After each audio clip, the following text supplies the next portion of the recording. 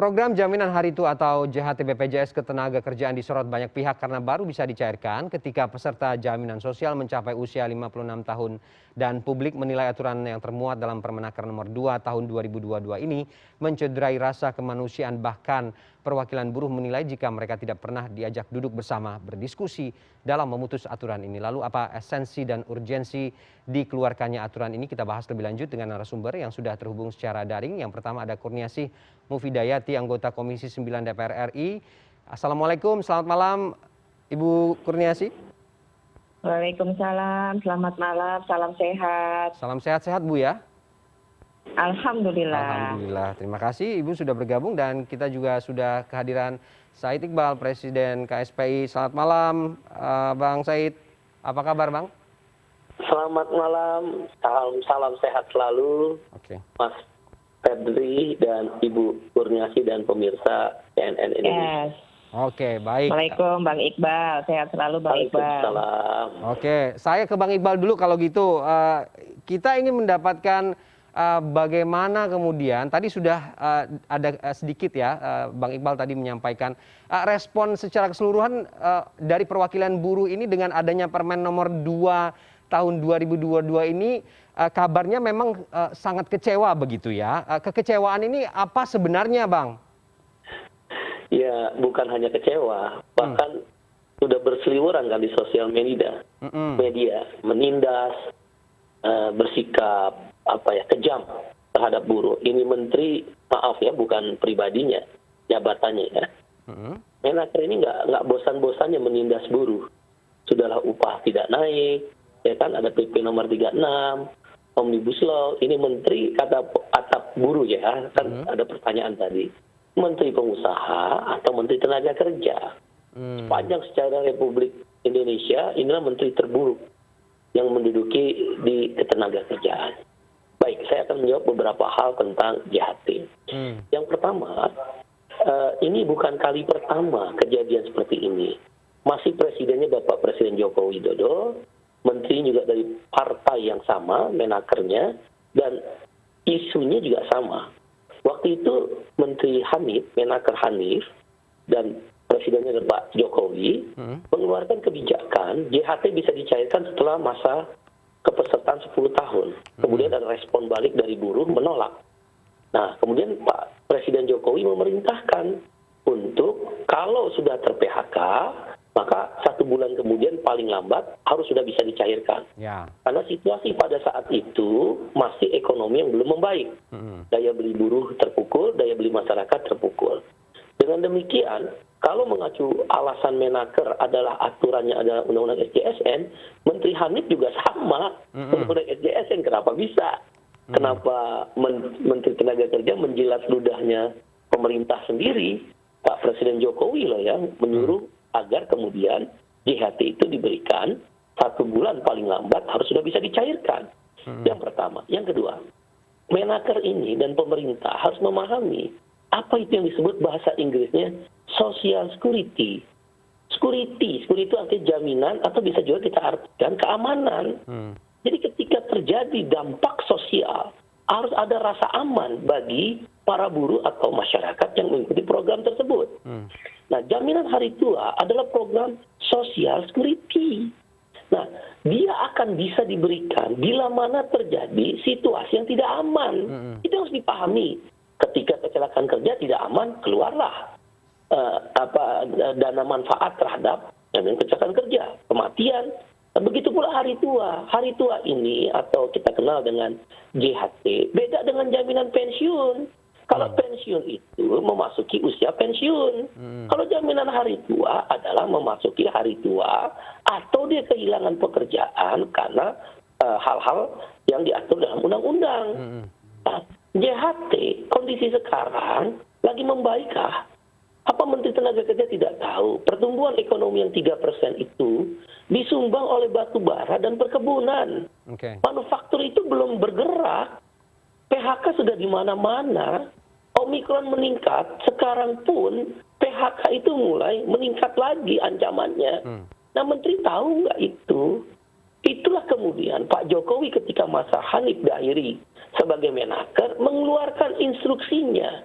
Itu bisa dengan undang-undang yang sama, peraturan yang sama, kok menteri yang sekarang tidak bisa? Terkesan sekali tidak ada keberpihakan pada buruh. Hanya maunya pengusaha dan menindas. Kejam, tanda petik ya, quote and quote. Itu yang beredar di sosial media. Oleh karena itu, ketika ekonomi krisis, ketika dampak pandemi COVID-19 menghantam buruh, pekerja atau peserta jaminan sosial yang di BPJS Ketenagakerjaan, maka Social Security itu adalah sebagai buffer. Dia penyangga. Nah, jaminan hari tua itu bukan pensiun. Pahami itu oleh menteri dan birokrat-birokratnya. Mereka ngerti, cuma nggak ada hati. Itu yang jadi persoalan. Harusnya ketika ekonomi belum begitu tumbuh, pertumbuhan ekonomi hanya baru ditopang oleh pertambangan dan perkebunan, bukan manufaktur loh. Coba periksa, manufaktur apa bukan? Berapa manufaktur itu menyumbang daripada pertumbuhan ekonomi? Masih kecil, belum bangkit. Sedang bangkit, tapi belum bangkit. Maka dia buffer. Kok tiba-tiba keluar peraturan di tengah situasi ini? Kalau situasi normal, kita bisa debatable. Kita bisa berdiskusi panjang. Tapi ini tidak normal, abnormal. Jangan-jangan menteri nggak ngerti pertumbuhan ekonomi itu disumbang oleh sektor apa. Yang penting pokoknya gitu loh. Dia bikin. Kalau alasannya aturan undang-undang, Menteri Hanif bisa kok. Kenapa dirubah? Pakai undang-undang SJSN yang sama, pakai undang-undang BPJS yang sama. Dan kalau emang persoalannya Omnibus Law, diktum nomor 7 kan jelas. MK memerintahkan. Tidak boleh kalau memang alasannya mau pakai Omnibus Law, Undang-Undang Cipta Kerja. Walaupun kami menolak. Nah, pas ayat 7-nya jelas. Dilarang mengeluarkan peraturan baru. Menaker ini, kalau saya sih ganti aja sih. Berharap Pak Jokowi ganti aja Menaker. Terlalu menindas. Sudah dihantam dengan PP nomor 36 tentang upah yang tidak naik. Kalaupun naik ke harga setengah toilet upah per harinya. Rp1.250.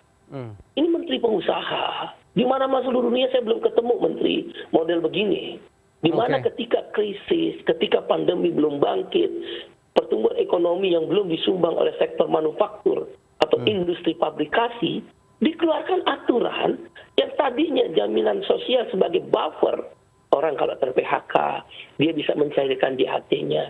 Udah tahu dia kehilangan pendapatan, dirumahkan bertahun-tahun tanpa digaji. Mau minta ke pengusahanya lagi susah kok. Kok uang buruh, dan ingat ya, Social Security itu adalah tabungan sosial. Itu uang tabungan buruh, sama kayak kita. Nabung, dikatakan di bank atau di koperasi. Tiba-tiba ekonomi kita jatuh. Kita kan mau ambil tabungannya. Dilarang nggak? Ya nggak boleh lah. Sama. Ini Social Security yang sifatnya tabungan sosial. Bang Iqbal gini. Bang Iqbal. Apa yang dilakukan menteri? Kami kecam keras. Dan kalau perlu diganti aja menteri yang memahami persoalan. Bang Iqbal. Permenaker nomor 2. Bang Iqbal gini. Klaimnya tadi sebelum kita berdiskusi, saya sudah berdiskusi juga dengan perwakilan Kemenaker mengatakan bahwa untuk yang mengalami pemecatan begitu ya, PHK, ini sudah ada jaminan JKP. Gimana? Februari ini akan berlangsung begitu, sudah bisa diklaim. Kementerian itu jangan bersilat lidah. JKP ada beberapa syarat. Syaratnya adalah kalau dia berturut-turut 2 tahun bekerja. Nah sekarang kalau karyawan kontrak dan outsourcing, dikontrak berulang-ulang kontrak pendek, tidak berturut-turut, dapat nggak JKP? Ya enggak lah. Jangan bersilat lidah. JKP itu bagus di tulisan, tidak bisa diimplementasi untuk karyawan kontrak dan karyawan outsourcing. Yang kedua, karyawan tetap bisa dapat. Dari mana? Betul apa tidak? Menurut kami tidak betul. Mari kita lihat dari mana sumber dana JKP. JKP itu dari iuran JKK, jaminan kecelakaan kerja, dan iuran jaminan kematian yang diambil. Pertanyaannya, berapa uang yang sekarang terkumpul di JKP? Sustainabilitasnya ada nggak? Cukup nggak untuk membayar orang di PHK? Ada subsidi juga, Bang, dari pemerintah, Bang. Itu Menteri Keuangan harusnya. Bang Iqbal, ada subsidi juga dari pemerintah untuk JKP ini? Dana dari mana? Dananya itu dari iuran JKK dan JKM. Kan itu diambil. Iuran jaminan kecelakaan kerja diambil sebagian dananya, itu pun kita nggak tahu berapa. Subsidi silang begitu ya? Diambil sekian. Subsidi silang begitu ya? Subsidi silang program? Nggak boleh itu. Ini aja kita mau tuntut. Kita Oke. kalau sampai BPJS Ketenagakerjaan direksinya berani mengeluarkan JKP, kami pidanakan itu direksi. Memang ada di Omnibus Law. Tapi di Undang-Undang BPJS itu jelas. Subsidi silang terhadap antar program, pidana 8 tahun penjara bagi direksi. Yang kami kejar direksi. Kalau dia Oke. berani melakukan itu, kami kejar direksi untuk kita pidanakan. Oke. Nggak boleh subsidi silang. Dan yang kedua, katakan itu dijalankan. Kata Kemenaker tadi kan, menurut Mas Fedri ada dari Kemenaker mengatakan ada dana JKP. Ya. Coba Mas Fedri tanya mereka, mana dananya? Berapa dananya?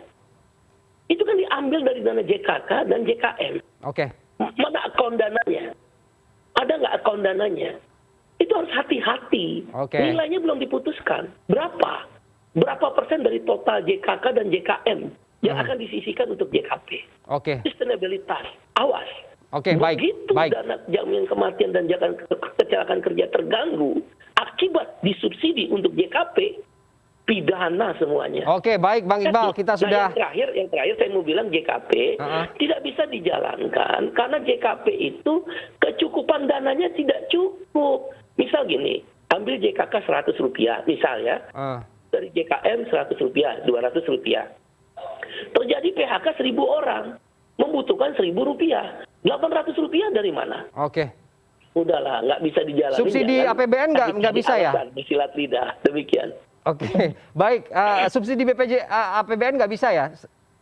Nggak ada. Nggak ada ya, Kalau oke. undang-undangnya nggak ada. Kalau Oke. APBN-nya makin jebol. Orang sekarang lagi susah. Oke, oke. Dana COVID aja udah 200 triliun kata Menq kan. Oke, Utang baik. udah di mana-mana. Baik, 60 baik, triliun. baik. Jadi yang benar itu adalah boleh. JHT itu tidak perlu dicairkan menunggu usia pensiun, kecuali dana pensiun. Oke.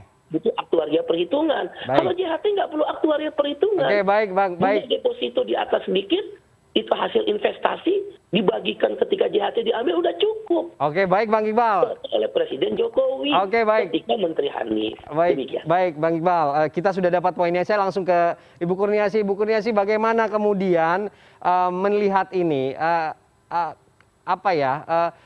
Juga disampaikan bahwa di situasi seperti sekarang ini, aturan ini justru mencederai rasa kemanusiaan. Maksudnya apa? Ya, terima kasih banyak Bung Iqbal dan semuanya ya Mas yang terima kasih. Ini kita terkejut sekali nih sebenarnya dengan adanya Permenaker. Karena di Komisi 9 ini kan sedang berjalan panja pengawasan BP Jam Sospek. Dan baru pekan yang lalu rapat kami. Tapi tidak ada sama sekali sounding tentang akan dikeluarkannya Permenaker 2 2022 ini. Nah, tuh. Walaupun Permenaker ini wewenang penuh dari kementerian, tetapi Komisi 9 ini kan mitra. Setidak-tidaknya ada komunikasi, informasi yang disampaikan, latar belakangnya apa, tujuannya apa, dan bagaimana nanti akan diberlakukan. Sehingga kami bisa memberikan masukan-masukan khususnya tentang komunikasi yang lebih baik lagi dengan teman-teman pekerja. Itu yang pertama ya Mas, ya terkait dengan Permenaker ini kami benar-benar tidak tahu dan kami terkejut malah dapat beritanya dari media. Oke. Nah ini juga selain mencederai perasaan para pekerja juga sebagai anggota Komisi 9 agak gimana gitu ya, kok nggak diajak bicara, nggak dikonsultasikan gitu, ataupun dikomunikasikan. Walaupun mungkin kalau konsultasi nggak ada jalurnya ya, tapi paling tidak komunikasi karena panja pengawasan BP Jam Sostek sedang berjalan. Oke. Yang kedua, sangat menyayangkan sekali tentu saja Permenaker ini dikeluarkan pada saat situasi yang sangat berat bertubi-tubi pada teman-teman pekerja. Tadi Bung Iqbal sudah menyampaikan banyak hal ya, saya tidak perlu mengulang. Jadi situasi yang sangat menghimpit dan kita tahu ya bahwa JHT ini yang paling harus dipahami, JHT ini hak pekerja.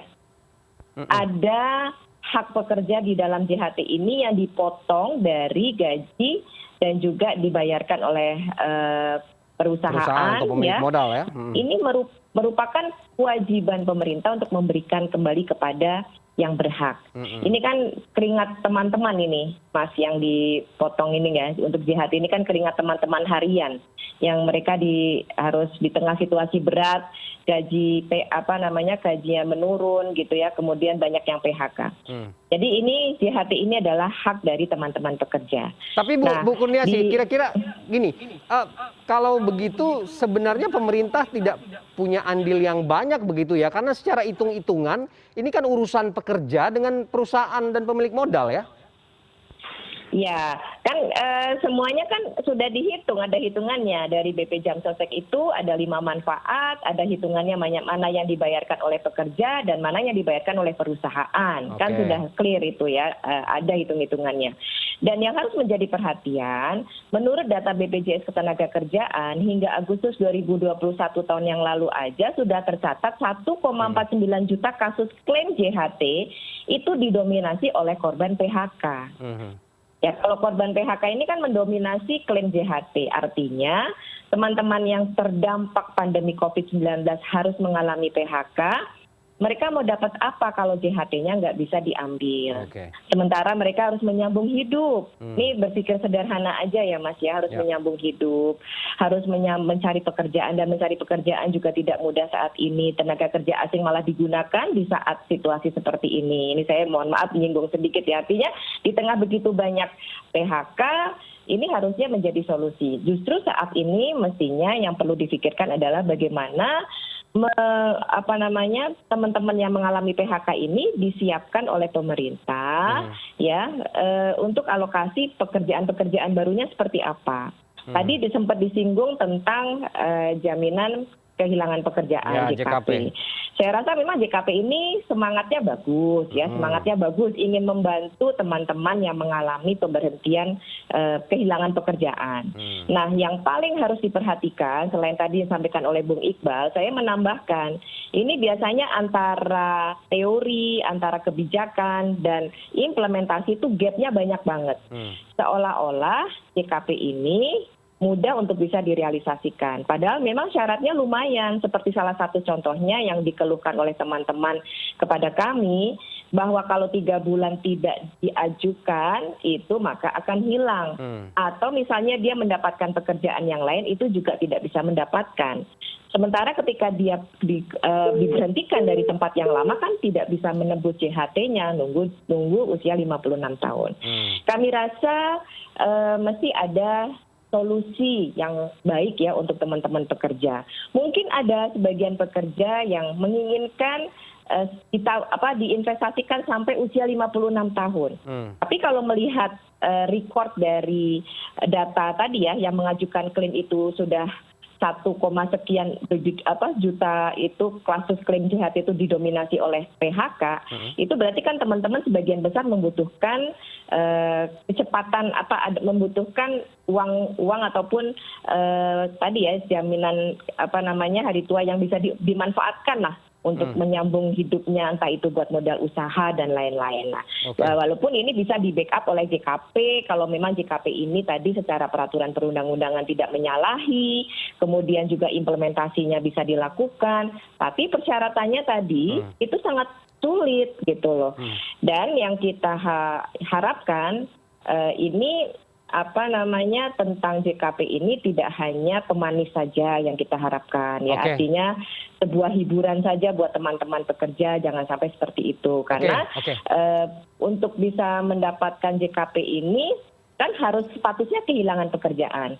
Nah, di beberapa tempat ini nanti Bung Iqbal nggak tahu nih sudah dapat curhatan dari teman-teman atau belum. Beberapa case yang sudah sampai ke kami itu Mas, mereka nggak bakalan bisa dapat JKP karena apa? Statusnya kemudian di-switch menjadi mengundurkan diri. Ya, disuruh resign gitu ya. Kan? Nah, kalau kemudian ada sebuah rekayasa mengundurkan diri, ini kan nggak bisa, kehilangan pekerjaannya kan bukan karena di PHK kan, tapi karena mengundurkan diri. Nah, ini yang fenomena-fenomena ini juga harus diantisipasi oleh Kemnaker. Kami sebagai mitra dari Komisi 9 tentu saja sangat prihatin dengan situasi ini dan menyayangkan sekali keluarnya Permenaker 2 tahun 2022. Ini tentu saja wajar kalau teman-teman kemudian juga resah gitu ya. Oke. Kemudian itu bahasanya Bu Neti itu ya, Oke, menyampaikan mencederai kemanusiaan gitu ya. Oke, baik.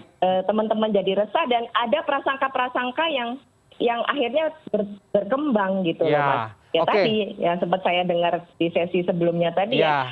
ada prasangka uang itu diapakan, digunakan untuk apa, kepentingannya apa. Nah, ini akan bahaya sekali. Oke, Karenanya baik.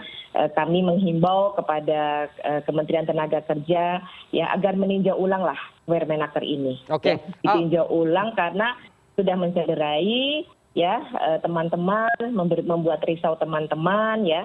Dan tadi kalaupun ada JKP, implementasinya ini masih belum jelas juga buat kami di Komisi 9 baik, karena memang kita belum details, maksudnya realisasinya belum bisa kita Baik, Bu Kurniasih. evaluasi karena kan baru akan dilaksanakan. Bu Kurniasih, Karena dengan teman-teman yang kemarin PHK juga masih dalam proses kan. Bu Kurniasih, gini, terakhir sebelum saya ke Pak Bang Iqbal, ada juga ketakutan dan kekhawatiran yang Anda sebutkan tadi walaupun tidak merinci soal hilangnya nanti uang yang sudah ditabungkan oleh para pekerja berkaca kepada kasus Asabri begitu. Fungsi pengawasan dari DPR bagaimana?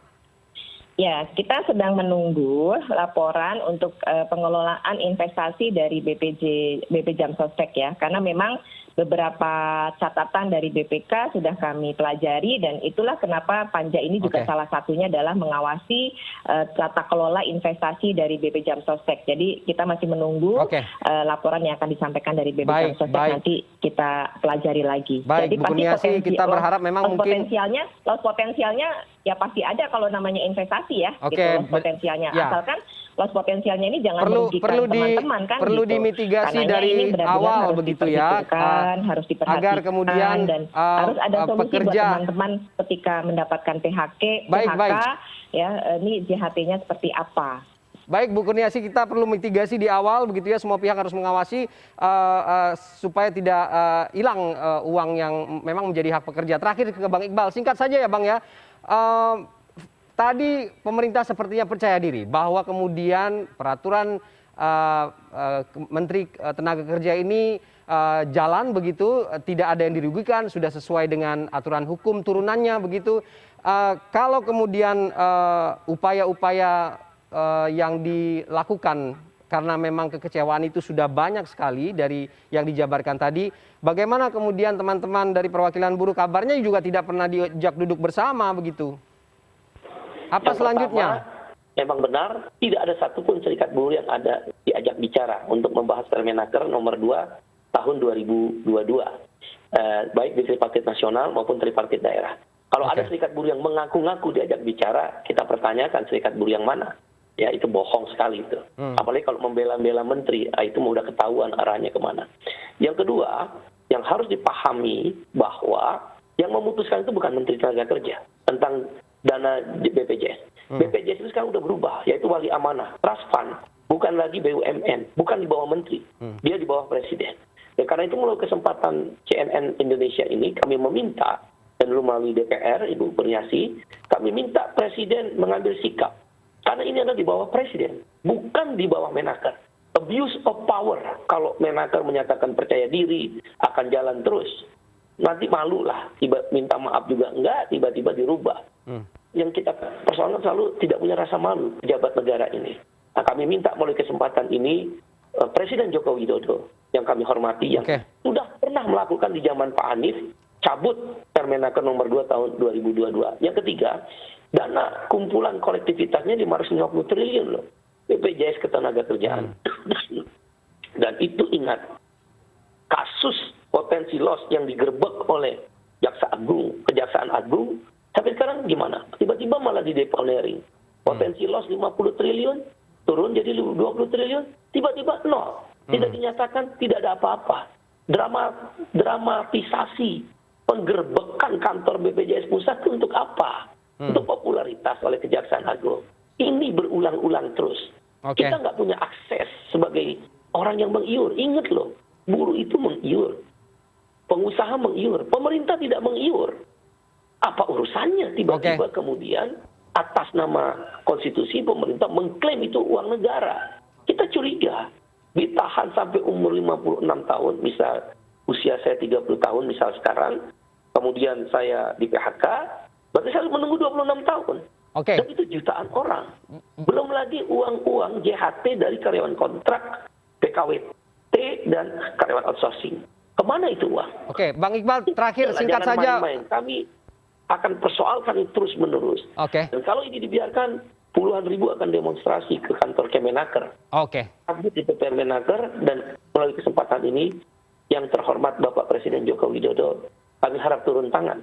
Karena BPJS di bawah Bapak Presiden, bukan di bawah Menaker. Menaker jangan terlalu pede. Oke, baik. Ini Menaker Baik. terlalu sering Baik, nyakitin baik. hati buruh. Baik. Terima Bang kasih, Iqbal. Ya, oke, berarti kemudian nanti kita akan tunggu bagaimana selanjutnya, apakah desakan publik melewati suara-suara yang disampaikan oleh pihak-pihak terkait, khususnya dari perwakilan buruh, dan juga ada petisi online yang juga sudah ditandatangani. Ini akan bisa dievaluasi atau direview kembali aturan ini untuk diterapkan, yang kabarnya akan berlaku di bulan Mei nanti. Kita sama-sama tunggu. Tapi karena waktu kita terbatas, kita akhiri dialog kita malam ini. Bang Iqbal, terima kasih sudah memberikan waktu. Bu Kurniasi juga terima kasih sudah memberikan waktu malam ini di CNN Indonesia Newscast. Assalamualaikum warahmatullahi wabarakatuh. Salam sehat semua. Dan CNN Indonesia Newscast segera kembali dengan sejumlah informasi lain. Tetap bersama kami.